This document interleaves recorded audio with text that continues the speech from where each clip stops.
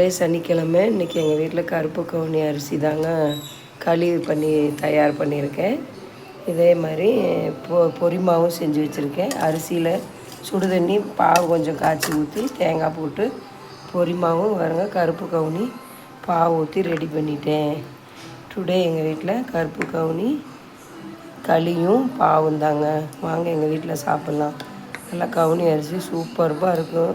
நல்லா நெய் ஒரு சொட்டு ஊற்றி கிளறினதுனால நல்லா ஒட்டாமல் பந்தாக நமக்கு கிடைக்கும். என்ன இதே மாதிரியே நீங்களும் ட்ரை பண்ணுங்கள் ஃப்ரெண்ட்ஸ். உங்களுக்கு இந்த களியெல்லாம் ரொம்ப அரசர்கள்லாம் இந்த கருப்பு கவுனி களி தான் சாப்பிடுவாங்களாம்.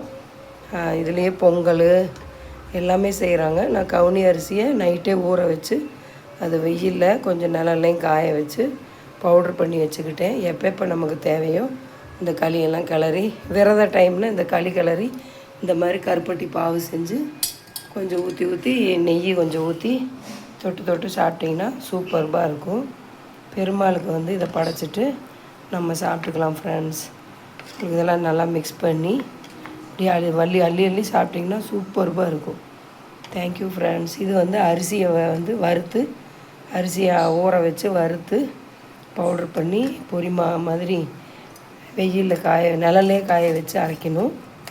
இது பொரிமா, பெருமாளுக்கு பிடிச்ச பொரிமா கருப்பு கவுனி களி. டுடே காலையில் எங்கள் வீட்டில் இதுதாங்க டிஃபன். யாருக்கு என்ன பிடிக்குமோ சாப்பிட்டுக்கலாம். தோசை வேணுங்கிறவங்க தோசையும் சாப்பிட்டுக்கலாம். வாங்க ஃப்ரெண்ட்ஸ், எங்கள் வீட்டில் எல்லாம் சாப்பிட்லாம். பெருமாளுக்கு படைச்சிட்டு சாப்பிட்லாம். Thank you, bye bye. நெக்ஸ்ட் வீடியோவில் மீட் பண்ணுவோம். சனிக்கிழமை 28/2 டுடே காலை டிஃபன் எங்கள் வீட்டில் இதுதாங்க. Thank you, bye bye. நெக்ஸ்ட் வீடியோவில் மீட் பண்ணுவோம்.